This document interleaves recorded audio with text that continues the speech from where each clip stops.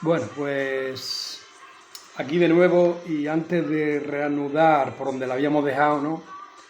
Con el final de la guerra y ya afrontar el franquismo de transición, pues que ya eso ya lo tengo casi listo. Que en breve empezaremos, pues bueno, también hay por ahí material para hacer unos capítulos sueltos de temas así sueltos, como por ejemplo el de hoy, que va a ser el carlismo. También dijimos otro de la División Azul, que lo tengo que preparar también, de los maquis también, en fin. Entonces vamos a empezar hoy, vamos a ver hoy el carlismo. Y si da tiempo, pues en biografía veremos a Margarita Nelken, que la teníamos ahí pendiente. Pues bueno, el carlismo, pues bueno, nos vamos a remontar al 1820. Fue una de las primeras revoluciones liberales importantes, ¿no? La de Rafael de Riego, que dio paso al trienio liberal, 1820, 21, 22 y 23, ¿no? Cuando, bueno, el levantamiento de Riego no fue más que imponerle a Fernando VII la constitución de la Pepa, ¿no? Que dejara de ser absolutista y empezara a emplear la constitución, ¿no? Que fue la famosa frase de Fernando VII, andemos todos por la senda constitucional y yo el primero. Pero en fin, que eso le duró poco porque a los 3 años trajo a los hijos de San Luis, que era esa especie de OTAN o de ONU, de la alianza de las monarquías europeas del momento, ¿no? En Francia estaba Luis XIV, y entonces pues vinieron y reprimieron y restauraron otra vez todos los poderes absolutistas de Fernando VII.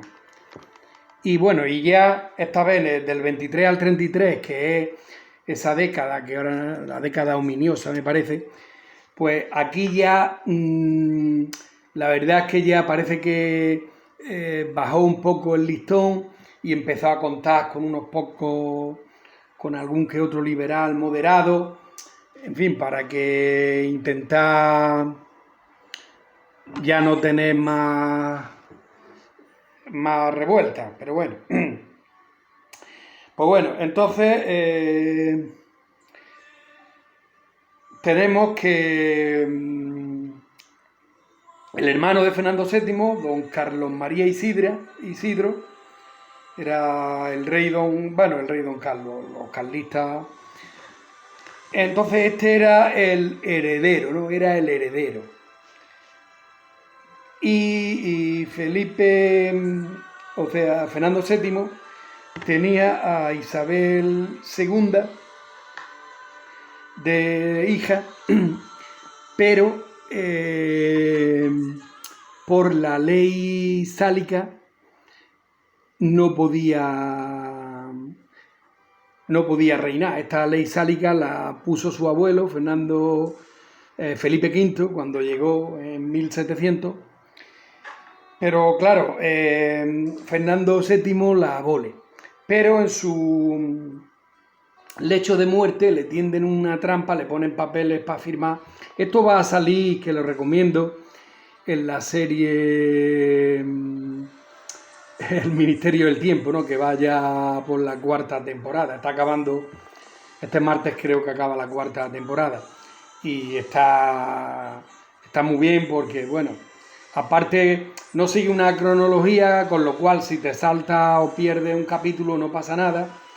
Y está muy bien la serie, entretenida y eso. Bueno, y yo creo que va a salir porque he visto, no sé si en este o en otro, he visto un tráiler y se ve don Carlos María Isidro y además parece que va a ser esa escena donde le hacen firmar que abola esa ley. Por tanto, el heredero y el rey tradicionalista iba a ser Carlos María Isidro, porque ya parece que ya Carlos María Isidro ya estaba entornando el conservadurismo, o sea, las clases conservadoras se estaban pegando a él y las más liberales ya al rey ya en el lecho de muerte, puesto que, como ya también dijimos en su capítulo correspondiente, como la que va a reinar primero es su mujer, ¿no?, la regente María Cristina, esta se rodea de liberales porque son los que le quedan, no tienen más remedio que rodearse de ellos para hacerle frente al tradicionalismo, porque desde el día que muere Fernando VII, Carlos María Isidro lo proclaman rey, ya no me acuerdo si fue en Valladolid o en fin, y entonces pues va a dar paso a la guerra carlista. Bueno, aquí me estoy extendiendo y ya esto lo habíamos visto. Pues bueno, pues eso, esa de la serie, ¿no? Se ve que ahí donde le hacen que firme los papeles y lo firma, entonces ya se cree que es rey, pero luego tiene una mejoría, se da cuenta de lo que ha hecho y lo vuelve a eliminar para que su hija Isabel II pueda reinar. Total, que muere y en el 1833 pues ya se produce la primera guerra carlista entre el 33 y el 39, ¿no? Y lo que hemos dicho, María Cristina, que se rodea de liberales, y su ejército, que son los cristinos, y Carlos María Isidro con los carlistas, y sus soldados, que empiezan, son los llamados requetés. Y entonces pues empiezan a tener su resistencia por las montañas, por allí por el País Vasco, empiezan a fabricar su pólvora, en fin, salen los primeros como el guerrillero, como creo que el cura Merino, que se le adhieren muchos requetés, en fin.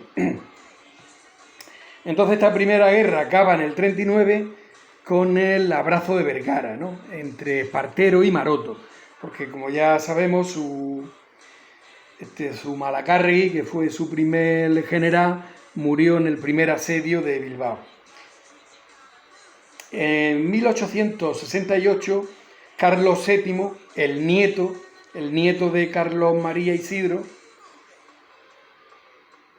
lo intenta de nuevo, ya con Isabel II destronada. Este vaticinio se podía esperar de los males de la monarquía liberal ya en decrépito, ¿no? Entonces, don Jaime, carlista de 60 años, este ya es otro, ¿no? Sí, primero hemos dicho Carlos VII, pero después viene don Jaime. De todas maneras, la dinastía, bueno, aunque ya en su momento la dije. Don Jaime, carlista de 60 años, es el primero que quiere colaborar con la República, ¿no? Esto ya llegada a la Segunda República.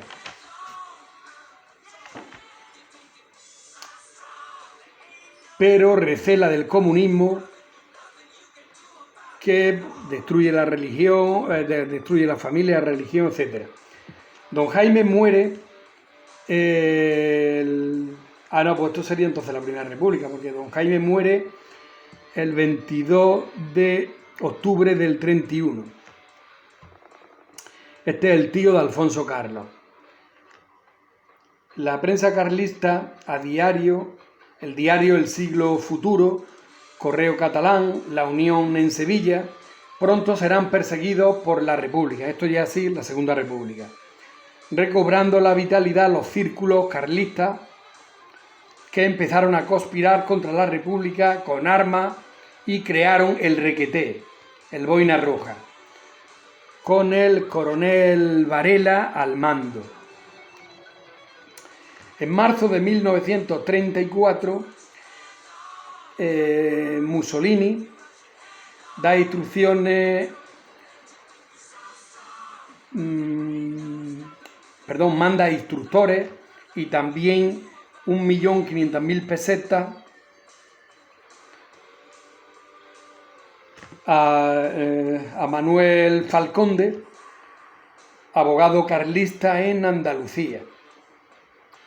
Bueno, 1.500.000 pesetas es para la causa. Bueno, imagino que ahí chuparían del bote todo. Se convierten en cuarteles. Hay una rama femenina, las Margaritas. Hay una junta militar carlista. ¿Cómo prolifera tanto el carlismo? Esta es una pregunta que me hago yo. ¿Cómo prolifera tanto el carlismo estando perseguido?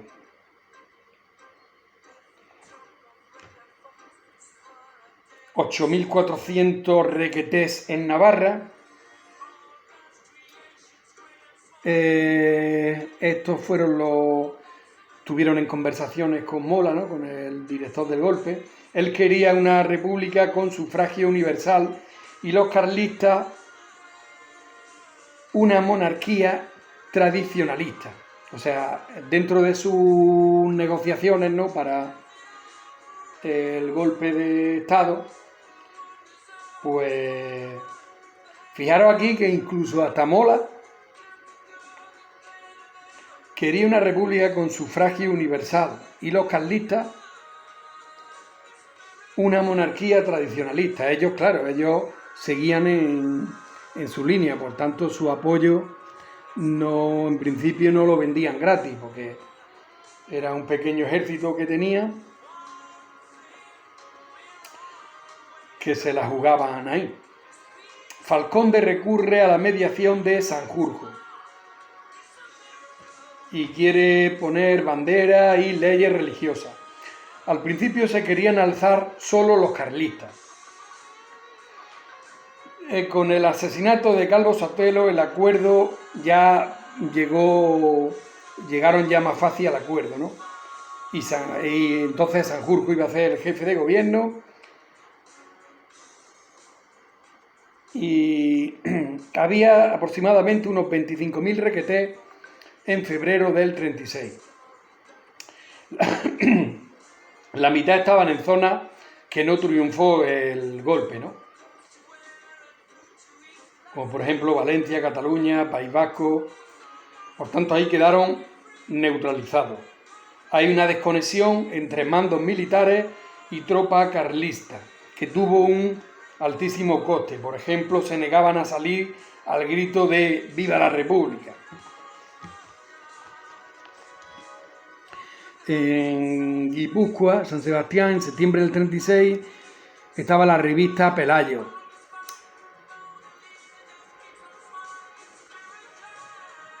Que ahí se mete gente del Tebeo.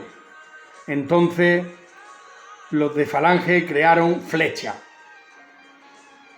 O sea, el requete era Pelayo y los de Falange era Flecha. En el norte, en cierto modo, se puede considerar una guerra civil dentro de la guerra civil, ya que carlistas y PNVistas creían en Dios y hablaban euskera y respetaban los fueros. Esto es lo que yo he dicho muchas veces y no me acordaba de esto. El 19 de junio del 37 cae Bilbao. Es un impacto psicológico desde Zumalacárregui en ambientes carlistas. Psicológico y para ellos pues era nostálgico, Los carlistas tenían una peculiaridad anárquica. Cuando ganan Bilbao le habían prometido ir a cambiar la camisa, o sea, de permiso, que se les niega, y ellos a punta de mosquetón se van a los Sanfermines. Claro, esto en el 37, ¿no? En junio del 37, que a finales de junio del 37 cae Bilbao, los Sanfermines son el 7 de julio en Pamplona, que como es territorio nacionalista, pues se siguen celebrando. O sea, yo creo que los Sanfermines en el 36 se habían celebrado, ¿no? Que ahí es donde se hacen, el director del golpe llama a todos los generales con el rollo de invitarlos a los Sanfermines, pues ahí es donde conspiran y dan y avanzan en su conspiración. Por tanto, estas fiestas se había celebrado en el 36, se celebrarán en el 37, en el 38 yo creo que también, y bueno, y en el 39 pues también. O sea que los Sanfermines no, quizás este año el primero, que todavía no tengo noticia que se vayan a suspender, pero si se suspenden va a ser este el primer año, ¿no? En 2020, por el puñetero virus este de los cojones.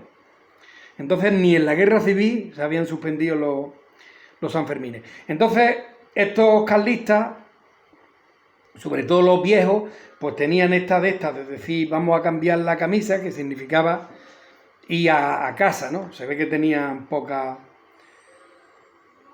camisas, toda la guerra con la misma o con un de Kitty Pong, ¿no? Alguna que otra noche imagino yo que la lavarían un poco.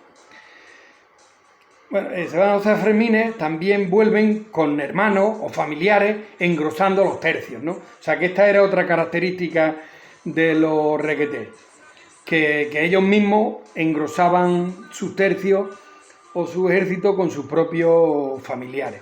El 26 de agosto entran en Santander. La posición de Requeté, de Codo, en Codo no, este pueblo que lo hemos nombrado mucho, Codo y Quinto, al lado de Belchite, que fue una resistencia nacionalista, pues fue gracias al Requeté. Es más, yo cuando visité Belchite, el que vendía los libros, que estaba allí en la puerta, que bueno, a él no, luego al final lo compré al final, en un bar, y pues era un Requeté, estaba vestido, vamos, estaba vestido de Requeté, lógicamente. Unión de Requeté, 24 de agosto.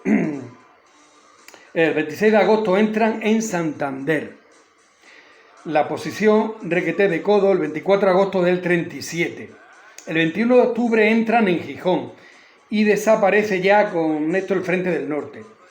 Codo entre Belchite y Quinto, ¿no? Donde se entretuvieron los republicanos de camino a Zaragoza por una sangrienta victoria propagandística, pero que en esta ocasión Franco, como en Brunete, no modifica la campaña del norte y sigue en Asturias y les manda resistir, como así lo hicieron. Entonces, el gran éxito que tuvieron fue debido a los requetés. En diciembre del 37 los carlistas se incorporan en Teruel, a la batalla de la Alfambra, del río Alfambra. En el Ebro también, y la toma de Cataluña también intervienen numerosas bajas, ya que eran utilizados como tropas de choque. O sea, es curioso, ¿no? Lo mismo el ejército republicano utilizaba las brigadas internacionales, ¿no? Como su legión o como sus tropas de choque, pues Franco utiliza a los carlistas como tropas de choque. Había edades extremas, desde 14 a 50, ¿no? Padre e hijo. Eran un cuerpo de élite de voluntarios del bando nacional. El 29 de septiembre del 36 muere su rey don Alfonso Carlos, ¿no? Ya el último. Y nombran a Requeté don Javier de Borbón de Parma, ¿no? Este que lo hemos dicho también, que también interviene en la toma de Málaga, ¿no? La toma de Málaga que entran por sitios, ¿no? Mario Roata con el CTV, las tropas italianas que llegan desde el puerto de Cádiz, el duque de Parma, que estaba en Gibraltar, creo, y que toma Marbella y Ronda, y luego otros desde Granada, que ahora no recuerdo, pero vamos, eso lo expliqué en su momento. Y entonces, pues los carlistas lo nombran como sucesor, o sea, porque los carlistas en su dinastía siempre tienen a uno. Luego Falconde creó una academia en diciembre del 36 de Requeté con permiso de Mola, pero que Franco la fulminó. Cuando ya Franco fusiona todos los poderes y todo, y tanto a Falconde y al conde de Rodeno, pues lo fulmina. Pues bueno, pues entonces esto ya estaría. Y voy a ver, porque no sé, y le damos un repaso, no sé si lo tengo por aquí escrito, no he caído en haberlo tenido preparado, no he caído.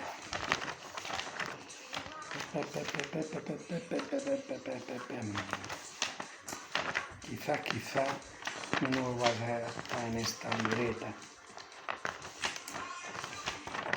Y ahora ponerse a buscar las libretas, la otra es como buscar dinastía carlista. ¡Qué suerte!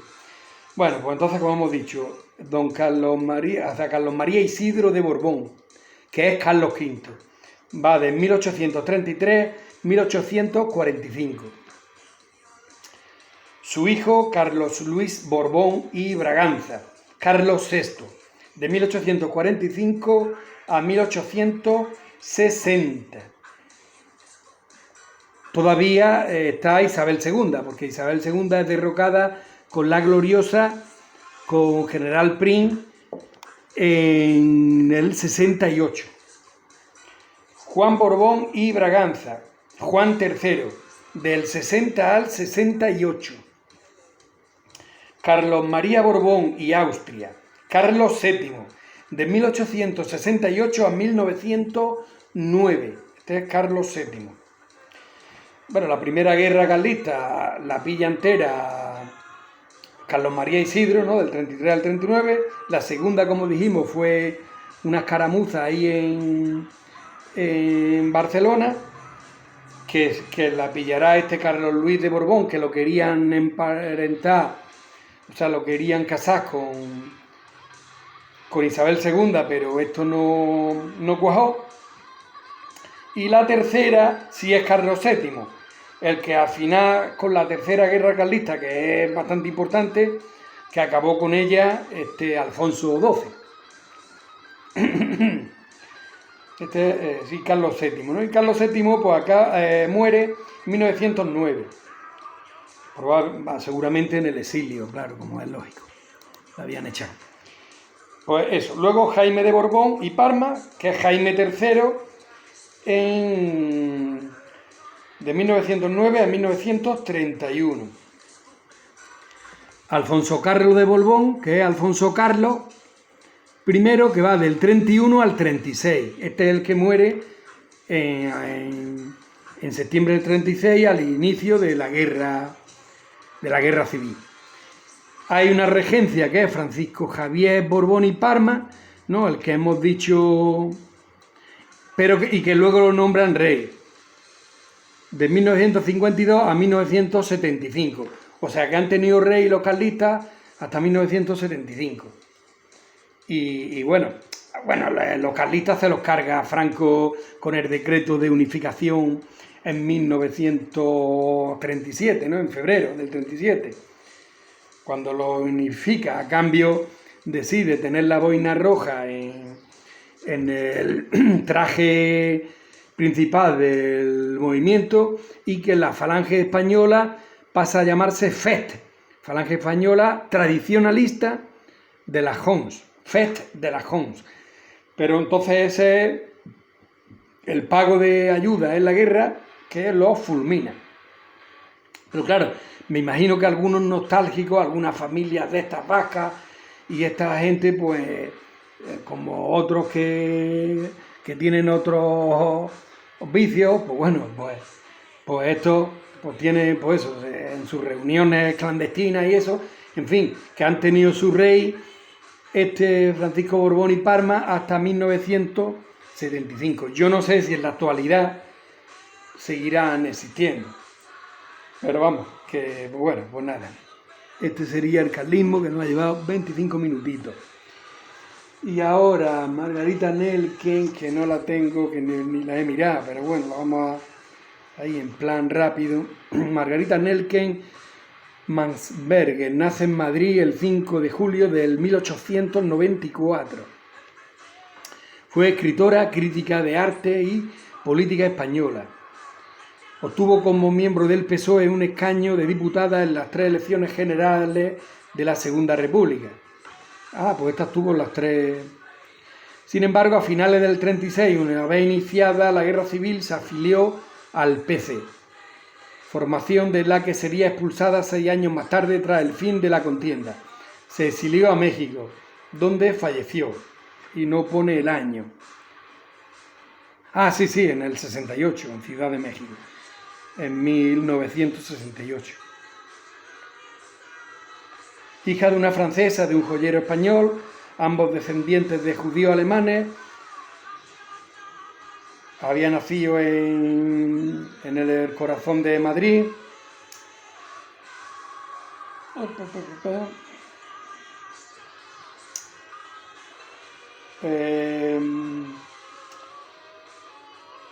El trabajo que hace es en 1925 en la traducción de Kafka al español de La Metamorfosis, publicada en la revista Occidente en 1925,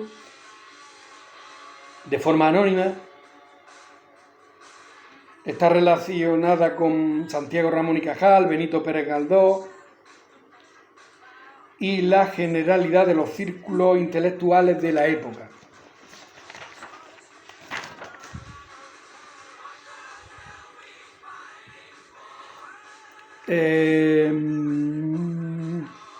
Su estado actual, su posible desarrollo, un estudio feminista, hace trabajos como Maternología y Puericultura en 1926, En torno a nosotras, Diálogo socrático en 1927, La escritora española en 1930 y La mujer ante las Cortes Constituyentes en 1931. En la Segunda República ingresó en el PSOE, sale candidata por la agrupación socialista de Badajoz, resulta elegida. Se le achacó parte de la responsabilidad del desencadenamiento de los sucesos de Castilblanco en diciembre del 31, que fue de ese levantamiento y toma de fincas y levantamientos anarquistas, tanto en Andalucía como en Extremadura, a causa de incendiarios discursos que había realizado en la provincia de Badajoz a finales del año.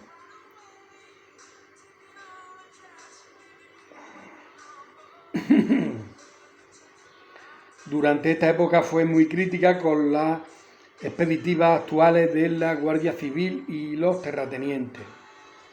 Fue contraria a otorgar el derecho del sufragio, el derecho del voto a la mujer. O sea que está claro que la única mujer fue Clara Campoamor. Y todas estas pues seguían la doctrina de su Partido Socialista de que las mujeres todavía no estaban preparadas porque iban a decir lo que quisiera su confesor.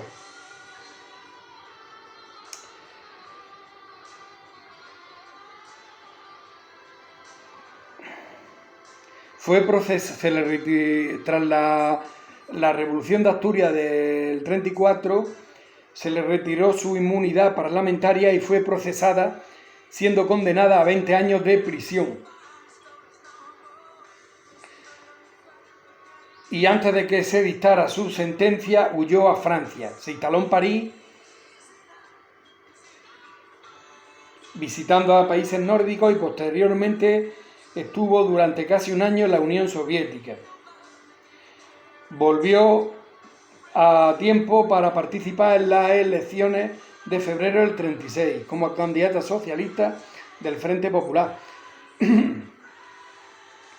Y es raro que volviera y vale, había un gobierno de transición pero vamos, pero estaban las leyes de la República, ¿no? Si estaba condenada, ¿cómo la dejan participar y, y sale elegida?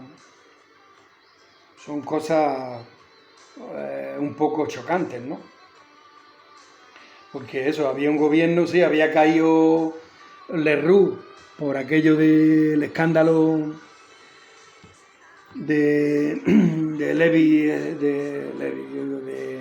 de no sé qué, Strauss, había caído Lerroux por corrupción, pero había un gobierno de transición que había puesto Niceto Alcalá Zamora a Manuel Portela Valladares, ¿no? Y por supuesto, pues la República era un Estado con sus leyes y con la Constitución vigente del 31. Y si Margarita Nerken estaba con a 20 años, pues... Pero en fin, el hecho de pasar... pero no, si previamente le habían retirado su condición de parlamentaria para que no fuera inmune, pues ahora, en fin, la verdad que no me cuadra, pero bueno. Con el estallido de la Guerra Civil colaboró regularmente en el diario Claridad, desde cuya página alertaba a la población republicana de Madrid contra los quintacolumnistas, llegando a pedir la pena de muerte para estos.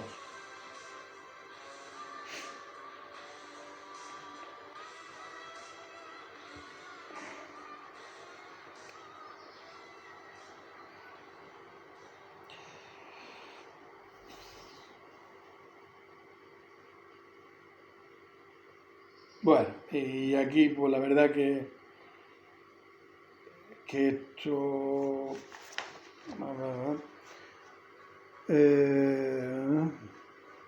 pues estuvo en los frentes de Extremadura y Toledo, participó en la defensa de Madrid y colaboró en la organización de la Unión de Mujeres Antifascistas. Se incorporó al Partido Comunista de España en noviembre del 36, poco después de la formación del gobierno de Largo Caballero. Pasó la última etapa de la guerra y fue la única diputada presente en la última reunión de las Cortes Republicanas en suelo español, celebrada en el Castillo de Figueras el 1 de febrero del 39, ¿no? Ya de la que en su momento hablamos, ¿no? Que entre otras cosas se declara el estado de guerra por parte de la República, que todavía no lo habían proclamado. Bueno, el exilio pues se va a Francia y después a México.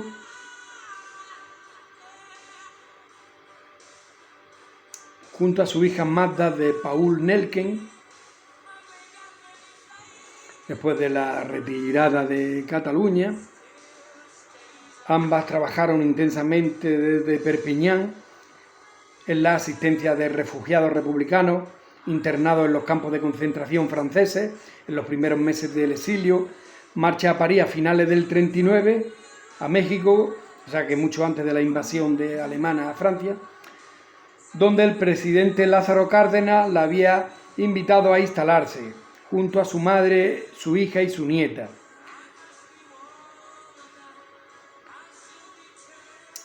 El gobierno trabajó en la de secretaria de Educación Pública, colaboró con el gobierno republicano en el exilio, ¿no? Allí en México, participó en las actividades de la Unión de Mujeres Españolas. Y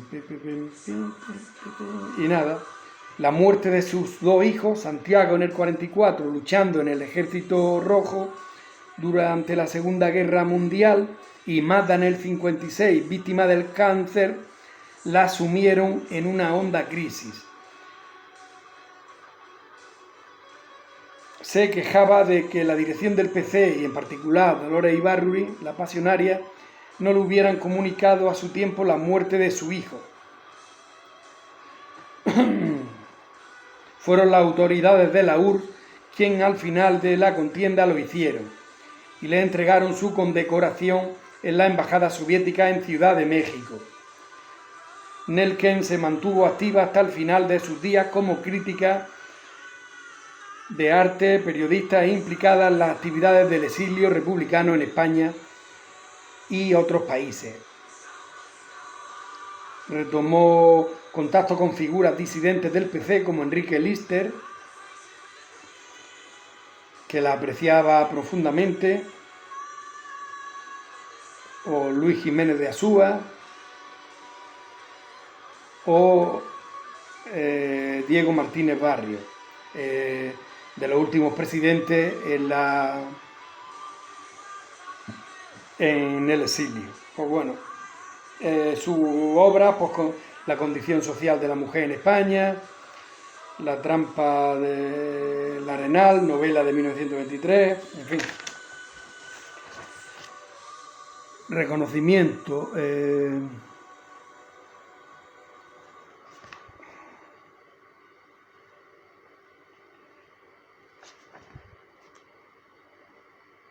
Avilés, Coslada, Getafe, Granada, Madrid, Miguel Turra, Telde, Zaragoza son municipios que han dedicado una calle en su memoria.